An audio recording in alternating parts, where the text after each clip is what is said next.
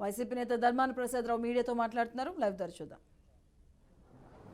నేను కూడా అనేక ప్రభుత్వాలు వెనక, ముఖ్యంగా రాజశేఖర రెడ్డి గారి, ఆయన కుమారుడైన జగన్మోహన్ రెడ్డి గారి వెనుక పనిచేయడం, ఈ స్థితికి ఇది రావటం నాకెంతో తృప్తినిచ్చినటువంటిది. జిల్లా ప్రజలందరికీ జీవన ప్రమాణాలను పెంచేది ఇది కావడం జరిగిందని సందర్భం మనం చేస్తున్నాం. ఆ సందర్భంలో ఇక్కడ ఈ విగ్రహాన్ని పెట్టడంలో ముఖ్య ఉద్దేశం ఏంటంటే, ఇలాంటి జీవన ప్రమాణాలని సాధించగలిసినటువంటి ప్రాజెక్ట్ సాధనలో కృషి చేసినటువంటి గొప్ప వ్యక్తుల్ని స్మరించుకోవడానికి, జ్ఞాపకం ఉండడానికి, నెక్స్ట్ జనరేషన్కి తెలియడానికి ఈ ప్రాజెక్ట్ సాధనలో ప్రముఖ పాత్ర వహించినటువంటి రాజగోపాలరావు విగ్రహాన్ని ఇక్కడ పెట్టడం జరిగింది. అది కూడా ఈ ప్రాజెక్టు పేరు కూడా రాజశేఖర రెడ్డి గారి గవర్నమెంట్ ఉన్నప్పుడే ఈ ప్రాజెక్ట్కి రాజగోపాలరావు గారి పేరు పెట్టడం కూడా జరిగింది. అదే క్యాబినెట్లో నేను కూడా ఉన్నాను. ఆ విధంగా ఈ ప్రాజెక్టుతో ఎవ్రీ స్టేజ్ నాకు సంబంధం కలిగి ఉన్నాను. ఇది గొప్ప విషయమని, ఇది సాధించిన వ్యక్తుల్లో సాధించడానికి కారకులు ఎవరైనా ఇది అమలు చేసినటువంటి ఇంజనీర్స్ అంతా ఇక్కడ ఉన్నారు. రకరకాల స్థాయిలు వాళ్ళు వారి స్థాయిల్లో ఇది మన ప్రాజెక్టు, మన ప్రజల ప్రాజెక్టు అని ఎన్నో ఇబ్బందులకి ఎదుర్కొని కూడా ఇది పూర్తి చేయగలిశారు. వారందరికీ సూపరింట్ ఇంజనీర్ ఇప్పుడు ప్రస్తుతానికి డోల తిరుమలరావు గారు, అంతకుముందు పనిచేసినటువంటి సూపరింట్ ఇంజనీర్స్, ఇప్పుడు పనిచేస్తున్న executive engineers, deputy engineers, AEs, technical staff, మిగతా నాన్ టెక్నికల్, ఈ ప్రాజెక్టులో పనిచేసిన ప్రతి ఒక్కరికి ఈ జిల్లావాసిగా నేను నా ప్రభుత్వం తరఫున, ప్రజల తరఫున వారందరికీ అభినందనలు ఈ సందర్భంగా తెలియజేస్తున్నాను. ఇదే సందర్భంగా ఒకటి రెండు విషయాల్ని నేను చెప్పాలనుకుంటున్నాను. అంటే ఈ లిఫ్ట్ ఇరిగేషన్ గురించి ప్రజలకు పెద్దగా తెలియదు. అనేక సందర్భాల్లో చెప్పాను, కానీ గొట్టా వద్ద బ్యారేజ్ కడితే గ్రావిటీతో వచ్చి 19 TMC మనం సేకరించగలుస్తాం ఎర్రమండలం రిజర్వాయర్లో. అక్కడ బ్యారేజ్ అలౌ చేయకపోవడం వలన, నేరేడు దగ్గర అలౌ చేయకపోవడానికి లీగల్ హార్డిల్స్ ఉండడం వలన ప్రాజెక్టు మీద డబ్బంతా ఖర్చు అయిపోయింది. కనుక వినియోగంలోకి తేవాలంటే గొట్టా వద్దున్న బ్యారేజ్ దగ్గరే స్టాగ్నేటెడ్ వాటర్ని తీసి రిజర్వాయర్లో పోయడం. అంటే వచ్చే సంవత్సరం నుంచి ఈ ఖరీఫ్కి గ్రావిటీతో వచ్చిన నీరుని ఉపయోగించుకుంటూ, ఆ వచ్చే సంవత్సరం వేసవిలో మనం రిజర్వాయర్లో ఉన్నటువంటి 19 TMCని ఉపయోగించుకుంటాం. ఆ విధంగా చేయడంలో లెఫ్ట్ రైట్ మెయిన్ కెనాల్స్ని సంవత్సరం పొడుగునా ఇక పారే ప్రాజెక్టుగా కృష్ణా గోదావరి ప్రాంతాల్లో జీవనదుల మీద ఉన్నటువంటి ప్రాజెక్ట్ ఎలా అయితే ఆ రైతాంగానికి ఉపయోగపడుతుందో, ఇక్కడ వంశధార ఆ విధంగా ఉపయోగపడుతుందని ఈ సందర్భం మనం చేస్తున్నాం. ఇది పెద్ద అచీవ్మెంట్. ఇది ప్రాజెక్టుకు సంబంధించింది. అలాగనే ఇక్కడ ఆఫ్షోర్ రిజర్వాయర్ నిలిచిపోయినటువంటి ప్రాజెక్టుకి మళ్ళీ ముఖ్యమంత్రి గారు శ్రద్ధ తీసుకొని రీకాస్ట్ చేసి మళ్ళీ టెండర్స్ పిలిచి పనులు ప్రారంభించారు, మీకు తెలిసినటువంటిది. సో అలాగే తోటపల్లిలో కొంత ఆయకట్టి జిల్లాలో కలుస్తూ ఉంది. అన్ని విధాల ఇరిగేషన్కి సంబంధించి జిల్లా ఒక స్థితికి చేరుకుంది. ఇంకా కొద్ది గొప్ప పనులు పూర్తి చేస్తే 70% పూర్తయినట్టే భావించవచ్చు. ఇది ఇరిగేషన్కి సంబంధించి. రెండు, ఈ రాష్ట్రంలో ఒక చిన్న ఆందోళన కొనసాగుతుంది న్యాయవాదుల్లో. టైటిలింగ్ యాక్ట్ మీద భారత ప్రభుత్వం రాష్ట్ర ప్రభుత్వాలకు ఒక యాక్ట్ని సూచించింది. ఈ విషయాలన్నీ న్యాయవాదులకి తెలుసు, చైతన్యం కలిగిన అనేక మంది పౌరులకు తెలుసు. టైటిల్ క్లియర్గా ఉండాలి, ఉండకపోవడం వల్ల దేశం నష్టపోతుంది, ఇన్వెస్టర్స్ నష్టపోతున్నారు, ముందుకు రావటం లేదు. ప్రపంచంలో 175 దేశాల్లో టైటిలింగ్ యాక్ట్ అనేది పర్ఫెక్ట్గా ఉంది. మన దేశంలో కూడా పర్ఫెక్ట్గా టైటిల్ ఇచ్చేటువంటి యాక్ట్ని తీసుకురావాలని 20 సంవత్సరాలు కేంద్ర ప్రభుత్వం అధ్యయనం తర్వాత డిఫరెంట్ కమిషన్స్ నీతి ఆయోగ్ సూచించిన మోడల్ యాక్ట్ని ఆంధ్రప్రదేశ్లో మొట్టమొదటిగా తీసుకురావడం జరిగింది.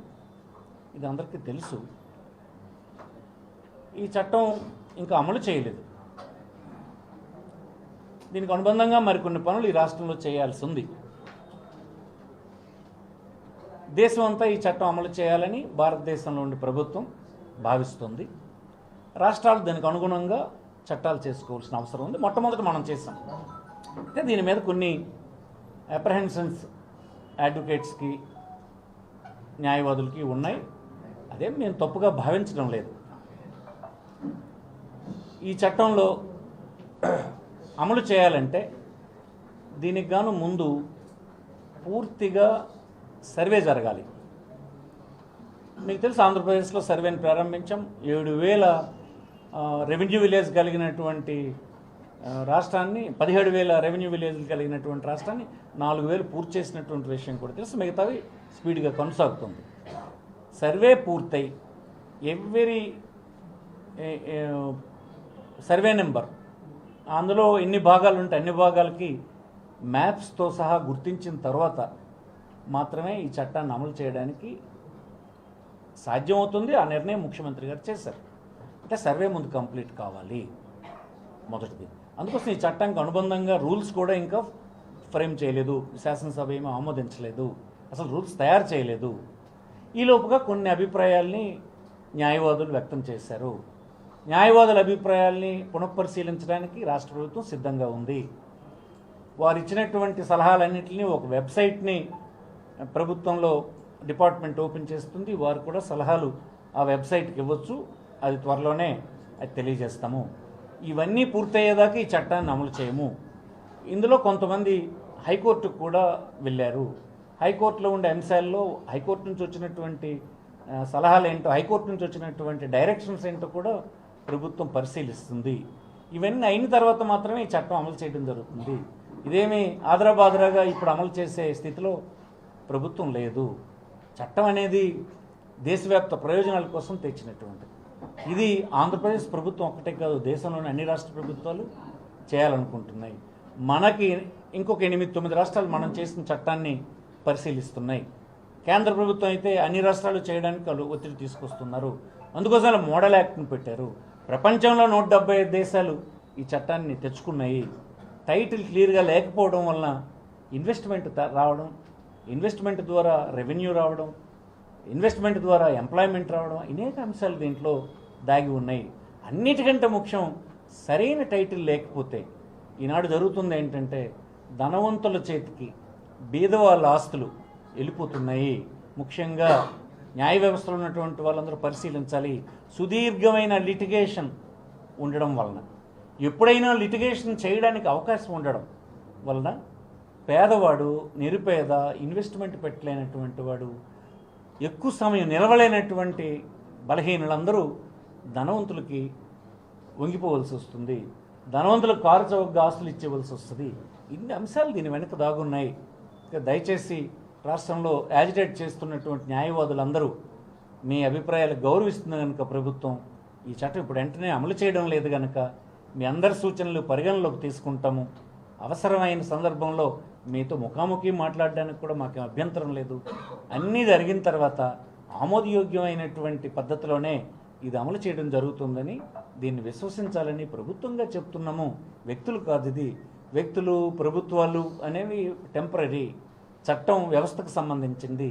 వ్యవస్థలో అన్ని ప్రయోజనాల్ని రక్షించడానికే అటు దేశంలో అనేక కమిషన్లు, ఇప్పుడు 1991లో దీని మీద అధ్యయనం ప్రారంభమైంది. ఈవేళ 30 సంవత్సరాలు అయిపోతున్న దగ్గర. ఇంత సుదీర్ఘకాలం స్టడీ చేసినట్టు తెచ్చింది. ఒకరు తొందరపాటుగా చేసినటువంటి విషయం కాదు కనుక మీరెవరూ ఆందోళన చెందాల్సిన అవసరం లేదు.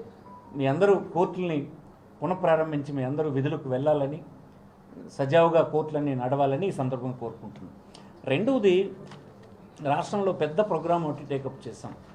సుమారుగా 71,811 ఎకరాల భూమిని సేకరించి 30,65,315 మందికి మన రాష్ట్రంలో హౌస్ సైట్స్ ఇచ్చాం. అందులో సుమారు 15 లక్షల చిల్లర ఇల్లు కూడా శాంక్షన్ ఇచ్చాం. పెద్ద ఎత్తున రాష్ట్రంలో ఈ ప్రోగ్రాం జరుగుతుంది. వీరందరికీ రిజిస్ట్రేషన్ చేయించుకోవడానికి వెసులుబాటు రాష్ట్ర ప్రభుత్వం కలిగించింది. ఇది సబ్ రిజిస్టర్ కార్యాలయానికి వీళ్ళు రానక్కర్లేదు. వీరికి ఇచ్చినటువంటి పట్టాన్ని పట్టుకొని ఆధార్ కార్డును ఒకటి తీసుకొని మీ దగ్గర ఉన్నటువంటి సెక్రటేరియట్లో ఉండేటువంటి పంచాయతీ సెక్రటరీని, రెవెన్యూ సెక్రటరీని మీరు కలిస్తే సరిపోతుంది. వారిద్దరూ రిజిస్టరింగ్